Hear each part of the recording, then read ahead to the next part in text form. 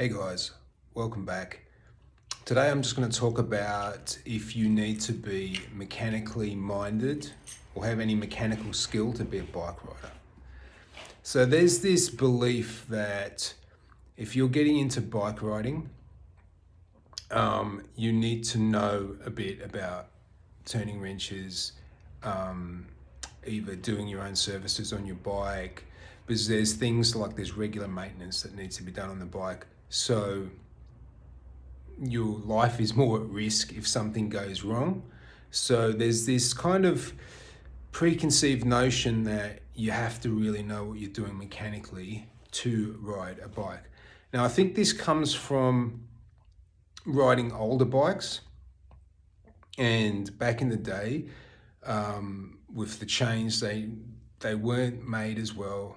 You did need to lubricate them, clean them, adjust them more than today.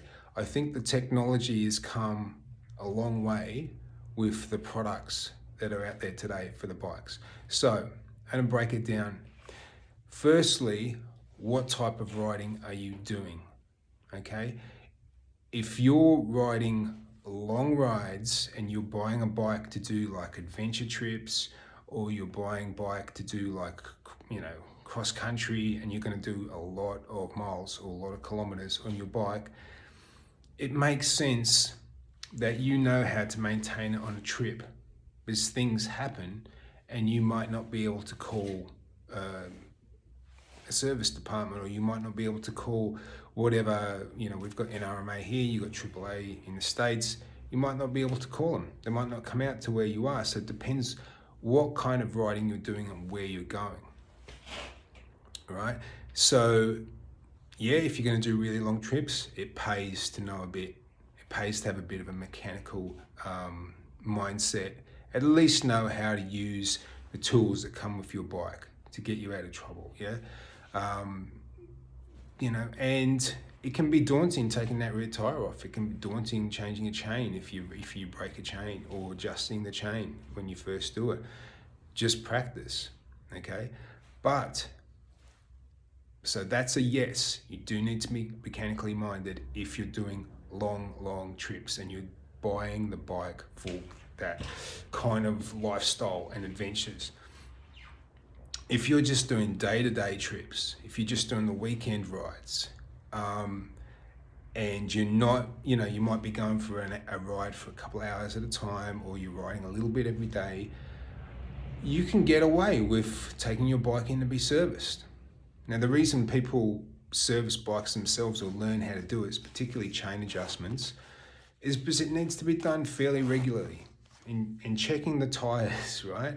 If you don't check the tires on your car, you can get away with driving around with incorrect tire pressure for a while. It might affect the handling, but in general, unless you let it go really badly, you're going to be okay.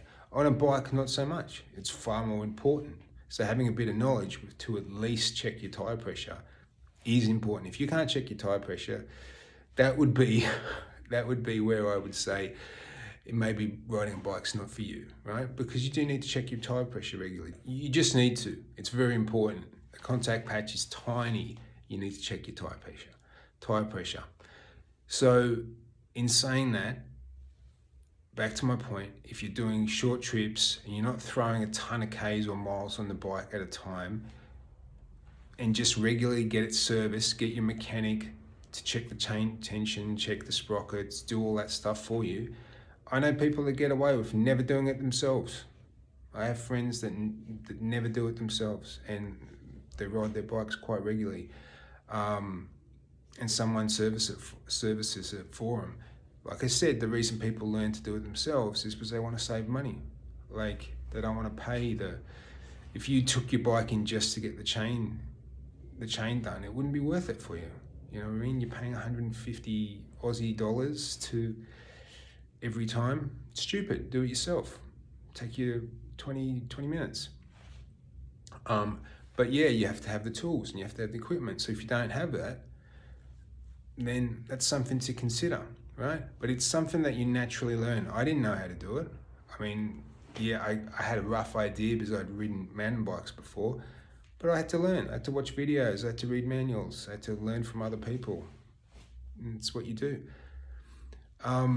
So again, short trips, no, you don't really have to be that mechanically minded. Long trips, you do. Now, what type of bike are you buying, right? Because if you're on a V-Star, if you're on this bike, I'm sitting on a V-Star, if you're on a cruiser or some of the mid to high-end adventure bikes, or even some other bikes which have shaft drive, the sports bikes have shaft drive as well, sports tourers, they don't need chain adjustment, right? They do need maintenance, but they don't need chain adjusting. They don't need as much interval maintenance, that regular maintenance. So if you get a bike that has, like my V-Strom, like this V-Star, has like my DR650, has pretty long service intervals, you can get away with taking it to the shop. You can even go on a long trip and then bring it back and take it to the shop. Now the DR650 and the V-Strom have chains, right? That's the downside. So, but you can take your shaft drive bike, as long as it's been maintained, and go on a really long cross-country trip, come back and it'll be fine. Just change, you have the oil changed and have it serviced and you'll be fine. Take your Harley on a real long trip. Those bigger bikes, like the big Hondas, you can get one of those big bikes and they have massively long service intervals, right? Ridiculously long, like a car. So you don't need to be that mechanically minded, okay? Just depends what you're getting into. Now, on this channel, I generally talk about beginner or mid-level bikes for people who are getting into biking. So I was asked this question by someone who was in their 40s and 50s, they're getting into biking. Do I need to be mechanically minded? And my answer is no, you don't. It just depends what you're riding and how you're riding it, yeah? So where it comes from, if you listen to riders that have been around 20 years plus, and my mates have, a lot of mates have been riding their entire life, more than 20 years, they will tell you, yes, you need to, right? Because they came from an era where you needed to know what you were doing on a bike. You did. The bikes have come a long way, yeah? But essentially, they're the same as the very first as very early bikes. Essentially, they are. It's knowing what is happening when things start going wrong that will make you safer. So knowing when your shocks are giving out, knowing when your brakes are giving out. This applies to cars as well, right? But if you're the kind of person that gets your vehicles regularly serviced and you believe in that, and you have a service manual, and you know when to schedule your service, you're going to be fine. You're going to be fine. Because when I was too busy to work on my bikes myself, I just took them to the shop. Now, if you have 2 or 3 or 4 bikes, it's going to start getting expensive, and that's when you have to say, you know what, I have to do it myself. I can't it's too expensive a hobby to start taking them to the shop, unless you're cashed up, and you can. I have a mate that has multiple bikes. I think he has like a dozen bikes. Doesn't work on them himself. He just chooses not to. His time's more valuable. So I hope that helps, guys. I hope that clears things up. You don't necessarily have to be mechanically minded to ride a bike, but yes, common sense would tell you it does help. But normally I'd say ride what you want to ride, but if you don't want to be mechanically minded, ride something that has really long service intervals. Hope this helps. Remember to subscribe, give me a thumbs up, and I'll see you next time.